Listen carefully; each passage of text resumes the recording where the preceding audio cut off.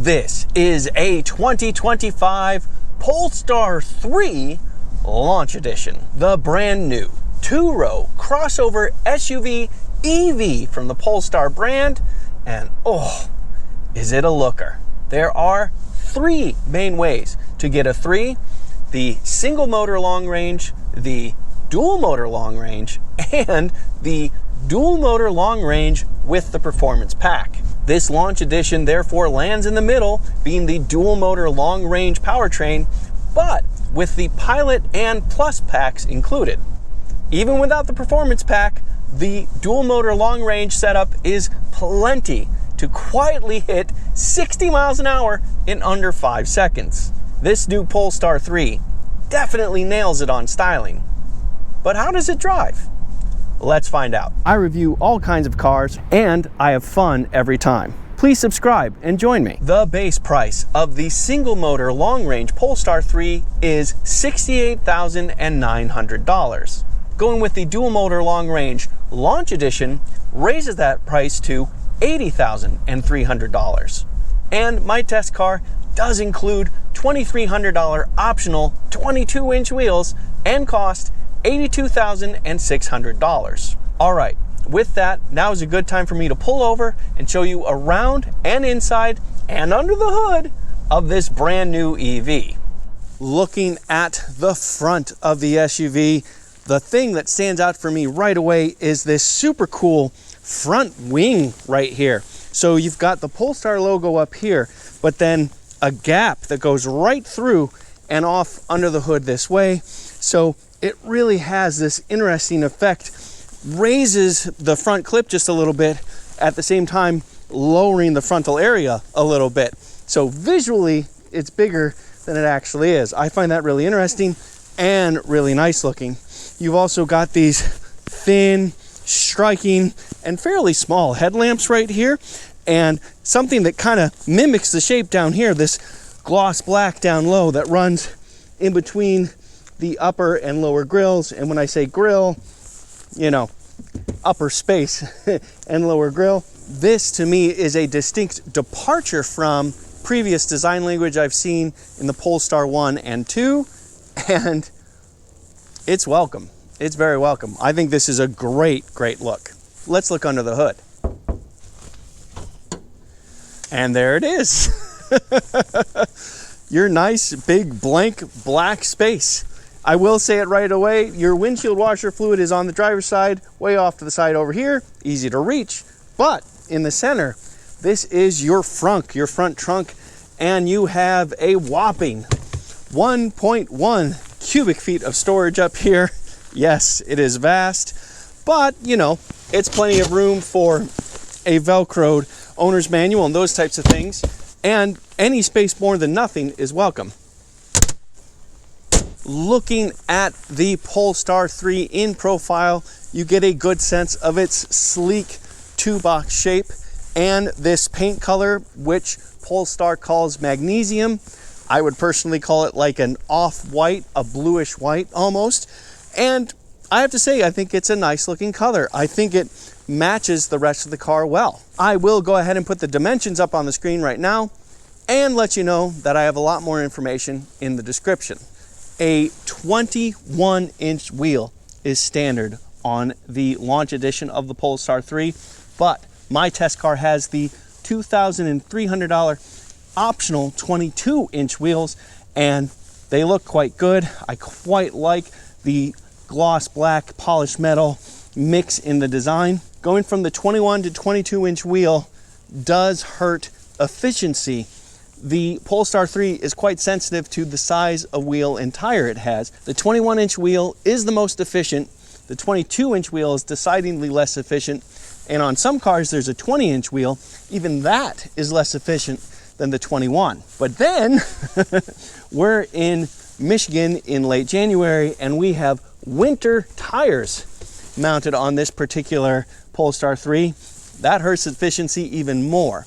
Also, this is a two-row crossover SUV, but a sporty one in many ways, and that includes the wheel and tire setup. This is a staggered setup with two 65 series tires in front and two 95 series tires in the rear. Looking at the Polestar 3 from the rear, I think the design language carries through back here and really nicely. I already pointed out the gloss black that goes right across, starting at the base of the top of the roof mounted spoiler right here. But then these lights that just lit up for me because I'm near the car have this really cool taillight design. Starts here, curves around, and then goes straight across to the other side. I think that's a really cool design element, and it is an SUV, which means we do have storage. Let's take a look at the cargo area.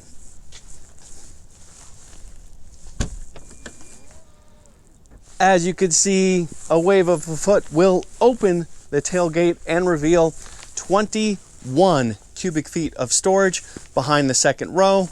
And it is a fairly high loading floor, but you do have a privacy panel right here and a net here on this side to compartmentalize the storage a little bit.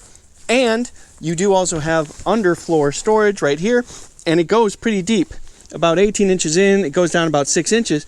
But right here at the base, it goes down more than a foot. That's almost to my elbow. That is a significant amount of space. Over 3 cubic feet of storage space according to Polestar. And that 21 cubic feet figure I told you does include that underfloor space. The launch edition of the Polestar 3 has an air suspension, which can raise and lower as needed. And if you want it a little bit lower, that's press of a button easy.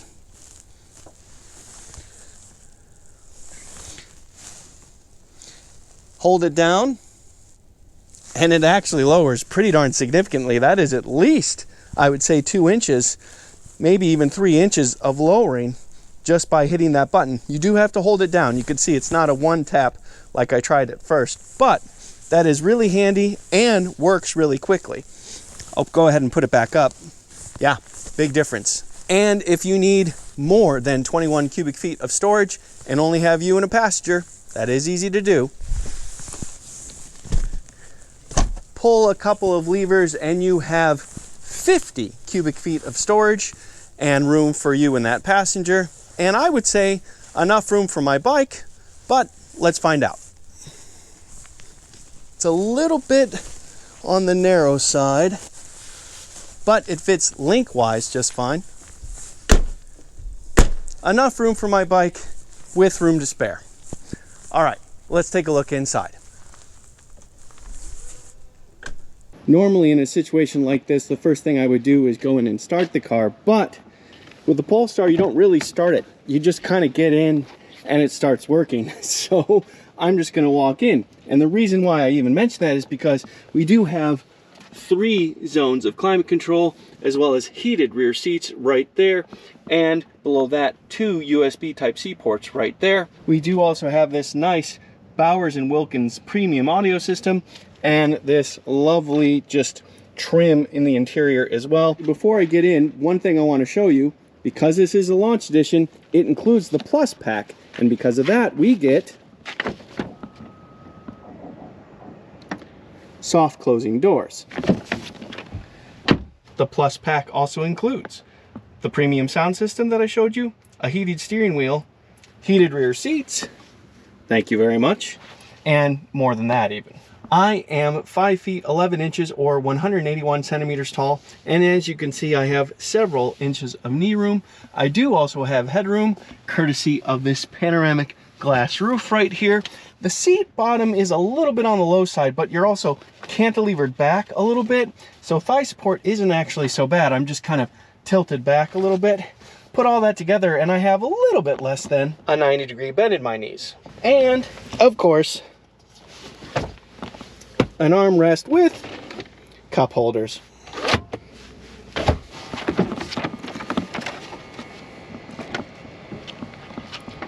Of course, the fronts also have the soft closing doors. You also have some controls on the door, and it is a power adjusting seat, and the control is this guy right here. But that's kind of about it. We'll get to that in a bit more detail in just a moment. No buttons to the left of the steering wheel, but we do have this nice little chorus wood trim piece right here. That is a nice touch. This is your 9-inch fully digital instrument cluster right there. Then you do also have a stalk for your Prindle and another stalk for headlights and turn signals. And then the steering wheel itself is a nice and thick rim, fairly small diameter with a flat bottom right here. It's got controls as well on the right and the left, but they're variable. These controls mean different things at different times. Everything is handled by the main 14.5-inch portrait mounted display right here. This is Android Automotive OS right here that runs all this, which means of course we have Google everything. Hey Google, set the temperature to 75 degrees. Got it. Changing the temperature to 75 degrees. The Launch Edition also comes with the Pilot Pack, and the Pilot Pack includes Pilot Assist, Lane Change Assist, 360-degree camera views, which if I go right here, you'll see I have this camera button right here, and that'll give me 360-degree views of the Polestar and everything around it, and a head-up display right there. But let's go back to the steering wheel for a second. As I said, the Prindle's right here. There's no start-stop button. You get in with the key fob in your possession, everything just starts working. All I do is put the car in drive, it indicates drive like that, and off you go. It's upset because I'm not currently wearing my seatbelt, but we're not actually going anywhere. Once you're in drive, if you press this down again, that turns on adaptive cruise control. And then the buttons to the left are how you speed up and slow down. These controls to the right do a myriad of things. Let me show you. If I go to settings, controls, you can see that I can adjust a whole bunch of stuff on the car, including the wipers and the side view mirrors. I hit the right mirror, and then I use these controls to move the mirror around. If I hit left mirror, it would be the same controls to move the left mirror, and if I hit steering wheel, it's the same controls to raise, lower, tuck in, or pull out the steering wheel. These controls control kind of sort of everything, even opening the trunk and the glove box. I imagine if you became a Polestar 3 owner, you'd get used to it pretty fast and it would all be great, but it does take some getting used to. Beneath all that, here are the first two zones of your 3-zone climate control. We do also have heated and ventilated seats and a heated steering wheel. Beneath that, we do have this 2-tier lower center console, and that includes 2 more USB Type-C ports right there, and this handy little extra storage right here, and another shelf down low. Up here, we do have a wireless smartphone charger right here. We do have a button for play, pause, and volume, a couple of cup holders, and some lower center console storage right there. Looking up, we do have a couple of controls for lights and things like that, but this is a fixed panoramic roof right there, not a moon roof or anything like that. All right, let's talk drive modes. As you can see, we have a bunch of different individual settings for the car, and that includes one pedal drive, how much regenerative braking you get as you lift off the throttle, steering feel. You can also raise the suspension for rockier terrain. You can also turn off creep. So that's that feeling of the car moving as you lift off the brake, as traditional automatics do. Stability control, all those things. We do also have shock absorber adjustment. Polestar calls it suspension feel. As you can see, you have these 3 different settings: nimble and firm and standard. But to check all those things, we do have to get back on the road. So let's get back on the road. All right, let's dig into the powertrain. How do we get 483 horsepower and 620 pound-feet of torque? Well, in a lot of ways, it's pretty darn simple.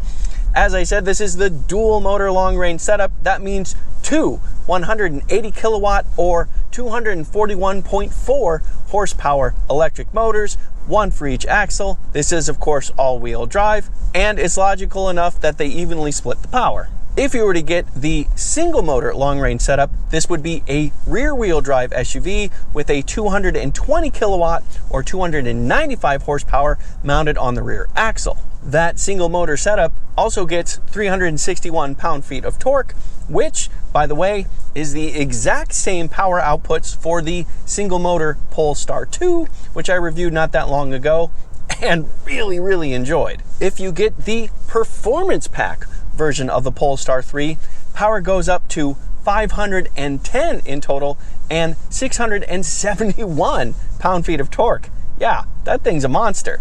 By the way, if you've seen different horsepower numbers advertised, for example, the launch edition having 489 horsepower, that's because they're using the metric horsepower way to calculate it, which is 1.4% different. Regardless of which motor setup you get, all Polestar 3s get the same 111 kilowatt hour battery pack. It is a 400 volt system, and Polestar says it can charge as quickly as 250 kilowatts, which means you can go from 10% to 80% charge in a half an hour. If you're instead on a 220 volt level 2 charger, Polestar says that this will go from 0 to 100% in 11 hours. Regardless of charging time, being an electric motor, what you get is electric motor response. So if I floor the accelerator,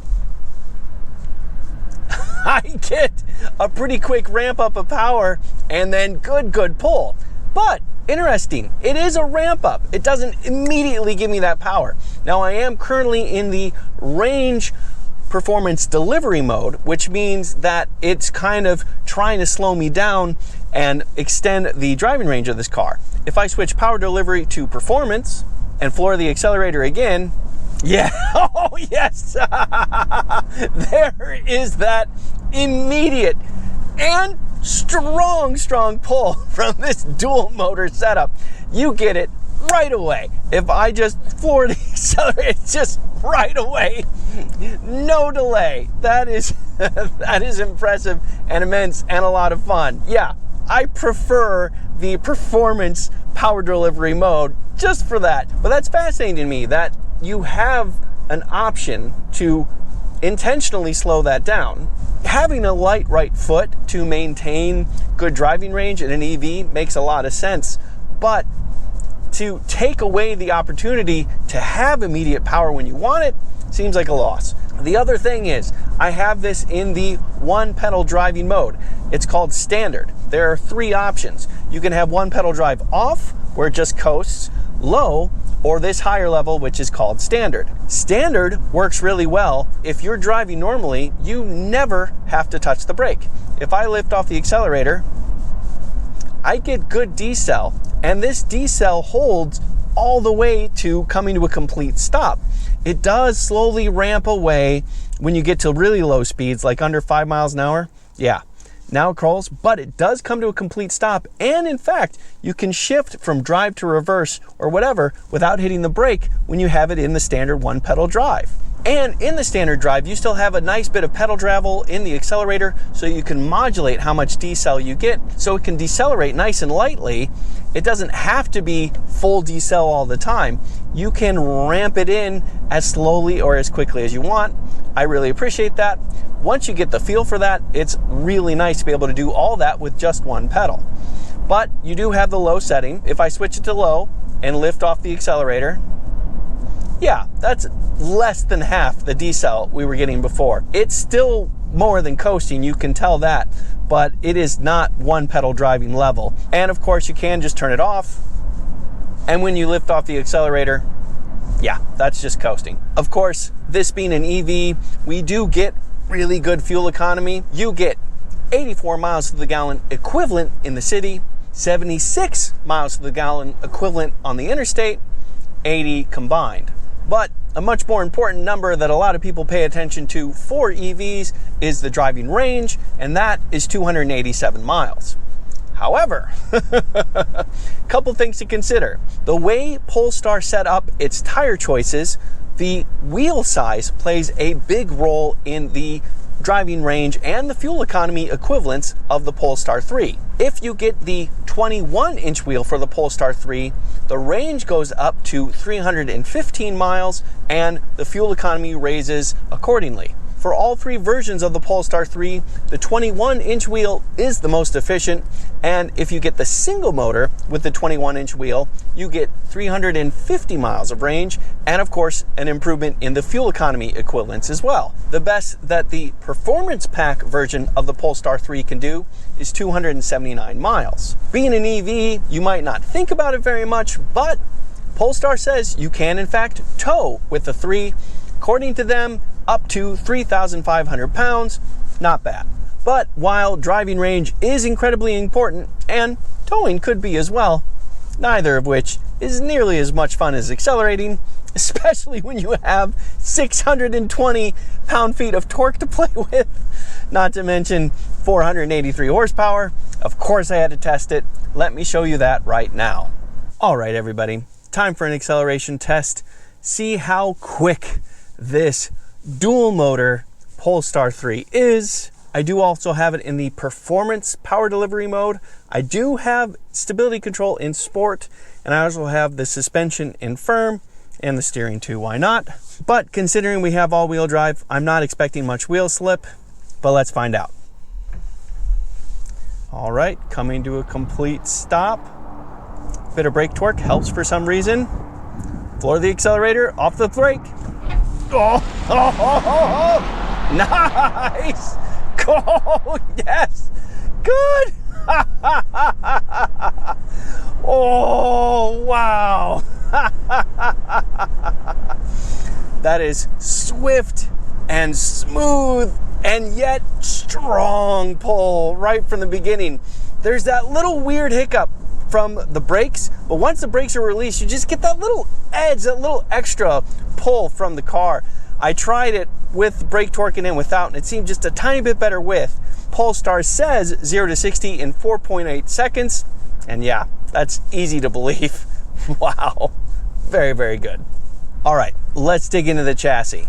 This Polestar 3 does have a pretty slick setup because you do get double wishbone front suspension. That is definitely the preferred front suspension geometry for really nice, precise control of the wheel. Nice to see that. We do have a multi-link rear suspension, pretty typical there, but totally fine. Because this is the launch edition, we also have the air suspension, which gives us a lot of control over how the suspension feels and different ride heights even when we need them. On the flip side, this is, a relatively average size vehicle, but with a very big battery pack. I'm guessing that this thing weighs close to 3 tons. Officially, I'm saying 5,750 pounds. This is not a light thing. We do also have suspension feel. I'm currently in the standard mode, and in that mode, I have a very comfortable ride. It's smooth, it's easy to handle that stuff, even the rougher stuff. From here, I have 2 more settings that stiffen the suspension. So from here, I can go to nimble, and that will firm up the response of the air suspension.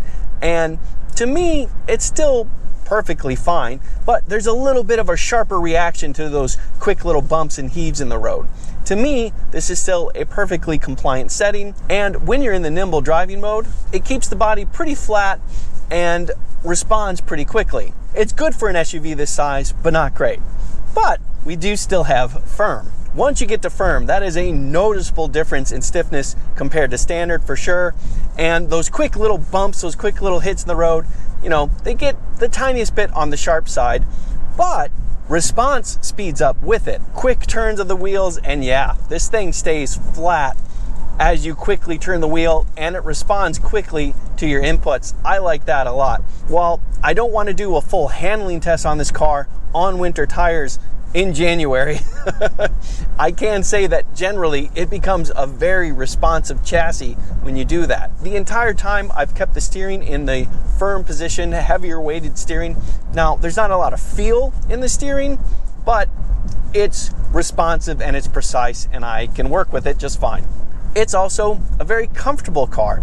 The front seats are very comfortable with good support. I have a lot of upper bolstering, especially to hold me in place nicely, and it's a nice soft material as well. And cabin isolation is pretty darn good too. That's true on roads like this and on the interstate. I did test it there as well. Let me show you that. All right, everybody, time for a quick stint on the interstate, see how this Polestar 3 feels on the open road. We do have several driving aids. I will go ahead and put them up on the screen right now for you to see, but I will also show you that I have the assist screen up on the digital instrument cluster and on the center display, which means that you can see that I have everything on, including both pilot assist things, and I have this very fancy looking display on the 9-inch digital instrument cluster. Okay, cruise control is set at 78 miles an hour to go with traffic, and we are coming up on a curve right now, so I'll take my hands off the wheel. And sure enough, it is tracking the curve really well, and it actually shows really cool graphic. Check out the graphic as you're going through the curve. That's pretty slick. Yes, I will keep my hands on the steering wheel. More fundamentally, however, I have to say I'm pretty darn impressed with how quiet this thing is. Yes, you can physically hear wind moving around the car, but it's like a distant, low frequency hum kind of a thing. Not too much different than a low engine thrum. And generally, yeah, it's a really quiet interior. So you can hear the wind, but it's because there's no engine of any kind to drown any of that out. And road noise is pretty well isolated as well. So this cabin is pretty darn quiet. Oh boy. One downside, the adaptive cruise control is pretty sensitive, so it slowed me down even though there was a car in a different lane. Because it was a subtle curve, it slowed me down for that. So the scope of the adaptive driving aid isn't as wide as some cars. That is one small demerit. But generally, this is a very comfortable car. Overall, fantastic highway cruiser. So, what do I think of this brand new Polestar 3? I like it a lot. I really do. The styling, I think, is fantastic. This is one of the best looking SUVs, two-row SUVs certainly, that I've seen in a long time. I think Polestar did a great job to take advantage of the electric motor and battery pack packaging advantages that you have, and just made a really beautiful shape that's also very functional. Inside is visually very nice as well. I like this instrument cluster, and I like the portrait-mounted center display, but I don't love the lack of buttons. I have to be honest. Maybe I'm showing my age, but there are just too many different things that these buttons can do at different times. That would take a fair amount of getting used to, and some of the controls you want can be like 2 or 3 layers deep. Now, there are shortcuts for some things, and you probably would largely get used to it, but to me, more buttons would be better. Separate buttons for the side view mirrors, fixed controls for the steering wheel adjustment, fixed controls for cruise control and those various settings. That would help me out a lot. But then when it comes to driving this car, I'm really quite happy with it. The power, fantastic, especially in the performance power delivery, immediate response and a lot of it. But also the adjustment in the suspension, the fact that you can go from standard to firm and have a really big difference in that feel, I quite like that. And the one pedal driving, this is enough deceleration to truly use it as one pedal driving for the vast majority of the time. And generally, having all the Google stuff built into it as completely as this Android Automotive OS system does, the convenience of driving it is also relatively on the high side, except for those buttons. So yeah, it is on the expensive side, certainly, but I think it drives really well, and it really does look fantastic. I'm Robin Warner. Thank you very much for watching.